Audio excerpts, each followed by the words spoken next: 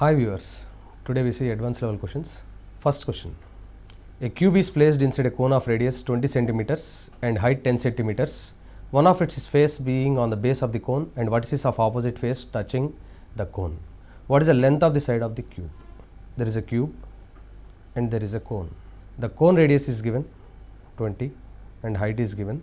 One base is on the base of the cone. The other face, opposite face touching the cone. It's not the sides, it's the vertices which are touching so this will be the situation. So all the four vertices will be touching the cone. Let these 2 points be PQ. Now let us see the cross sectional view of this face PQ. It appears like a circle, the cone. I am drawing in magnified size. The 2 points PQ, let us take these two PQ. So that these two vertices are touching the cone and the other two vertices also touching the cone. This is the top face of the cube and the bottom face is completely inside the base of the cone. So now let the cube side be A. If its side is A and its face is a square whose side PQ will be equal to A root 2. It is nothing but diagonal of that square.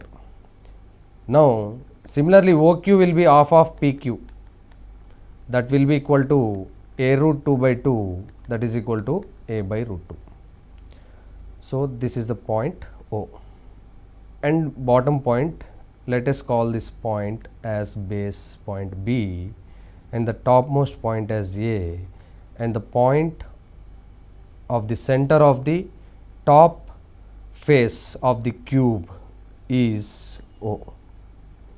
Now let us draw a line joining these 3 points, and now let us take the two triangles which we have drawn in these dotted lines separately, and let us draw it. It is also a cross sectional view. This point is A, this point is O, this point is Q, this point is B, and the point where it is touching is R. So let this OQ, we already found it, A by root 2, height 10. OB is the side of the cube, that's why that is also A. This length is A. So the remaining part is 10 minus A. So these two angles, let these two angles, they are equal because the faces of the top face and the bottom face of the cube are parallel. So OQ and BR are parallel lines.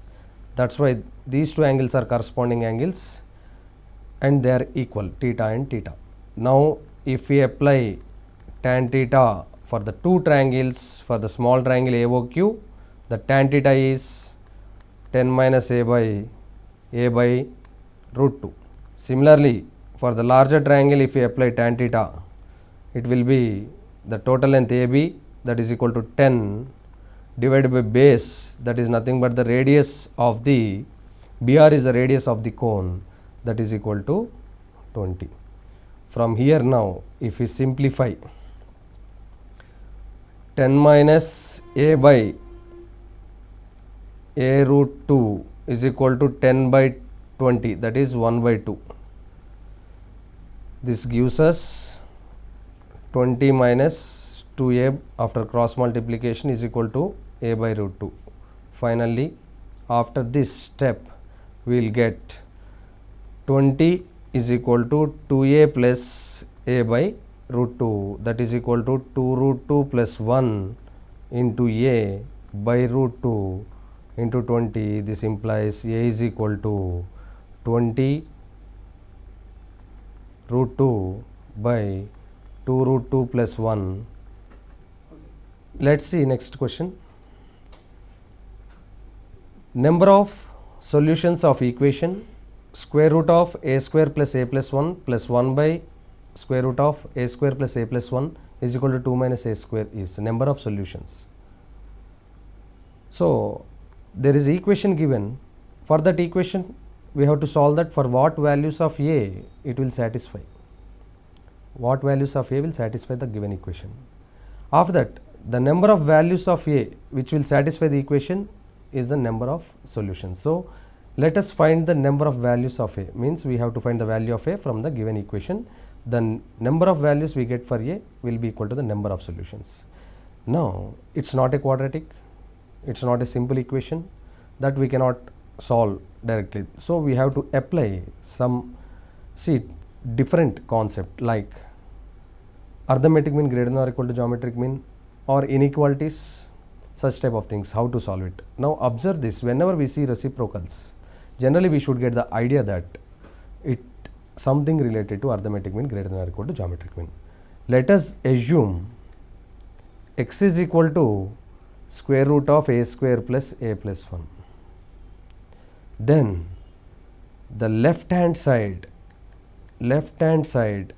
is nothing but x plus 1 by x, and this will be greater than 0. So x plus 1 by x is the left hand side once we consider x is equal to square root of a square plus a plus 1. Now let us apply for x and 1 by x as the two terms, assuming them as the two terms, let us apply arithmetic mean greater than or equal to geometric mean. So let a is x and b is 1 by x. So a plus b by 2 arithmetic mean greater than or equal to geometric mean for two numbers a and b will be given by a plus b by 2 is greater than or equal to square root of ab. So for this also if we apply, we will get x plus 1 by x by 2 is greater than or equal to square root of x into 1 by x, which is equal to 1. So x plus 1 by x is greater than or equal to 2. This implies left hand side is greater than or equal to 2, means left hand side's minimum value is equal to 2, right. Similarly, let us assume RHS as the right hand side 2 minus a square. Now let us see the inequality. A square is always greater than or equal to 0, minus a square is always less than or equal to 0, 2 minus a square is always less than or equal to 2. That from that we can tell that, so less than or equal to 2. So what does this imply? Right hand side always less than or equal to 2 means for its maximum value is equal to 2. So but given left hand side is equal to right hand side, for one side it is its minimum value is 2, for other side its maximum value is 2, means only option is both of them should be equal to 2. Therefore this implies left hand side is equal to right hand side is equal to 2. So that implies square root of a square plus a plus 1 plus 1 by square root of a square plus a plus 1 is equal to 2 minus a square is equal to 2. From these two, what we can say is that a is equal to 0. From these two we can say that a is equal to 0. Similarly, the same a is equal to 0 satisfies, this will become root 1 plus root 1. Once we substitute a is equal to 0, it will become root 1 plus 1 by root 1, that is equal to 1 plus 1, that is also equal to 2. So a is equal to 0 is the only solution that will satisfy the given equation. So only we will get one value for a from the given equation. So the number of solutions, so only one solution, therefore number of solutions is equal to 1. Thank you very much for watching this video.